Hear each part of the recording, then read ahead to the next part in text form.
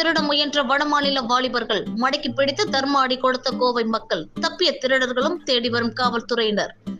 கோவை தொண்டாமுத்தூர் சுற்றுவட்டார கிராம பகுதிகளில் விவசாயம் முதல் அனைத்து தொழில்களிலும் குறைந்த ஊதியத்தில் வட மாநில தொழிலாளர்களை பணியில் அமர்த்தி வருவதால் சுற்றுவட்டார அருகே உள்ள கிராம பகுதிகளில் ஆயிரக்கணக்கான வடமாநில குடும்பங்கள் வசித்து வருகின்றனர். இந்நிலையில் கடந்த சில நாட்களுக்கு முன்பு வீடுகளுக்குள் மர்ம நபர்கள் கற்களை வீசுவதாக பொதுமக்கள் தொடர்ந்து புகார் கூறி வந்த நிலையில் அதனை கண்காணிப்பு கேமராக்களை பொருத்தி கண்காணித்து வந்தனர். அதில் வடமாநில சிறுவர்கள் அங்குள்ள வீடுகளில் கற்களை எரிந்து கண்ணாடிகளை சேதப்படுத்தி வந்தது தெரிய வந்தது.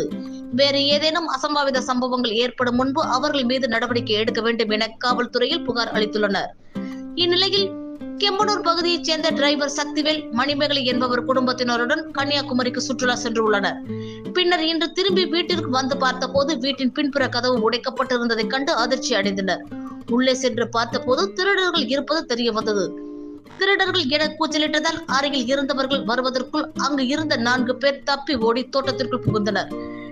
நீண்ட நேர போராட்டத்திற்கு பின்பு 3 பேரை பிடித்த பொதுமக்கள் தர்ம அடி கொடுத்து தொண்டாமுத்தூர் காவல்துறையினருக்கு தகவல் கொடுத்தனர். சம்பவ இடத்திற்கு வந்த காவல்துறையினர் அவர்களை மீட்டு அருகே உள்ள மருத்துவமனையில் சிகிச்சை அளித்தனர். பின்னர் அவர்களிடம் நடத்திய விசாரணையில் மேற்கு வங்காளத்தைச் சேர்ந்த பர்வேஸ், கொல்கத்தாவைச் சேர்ந்த விக்கி என்ற தில்வர், லக்ஷர் மற்றும் கரீம் என்பது தெரிய வந்தது.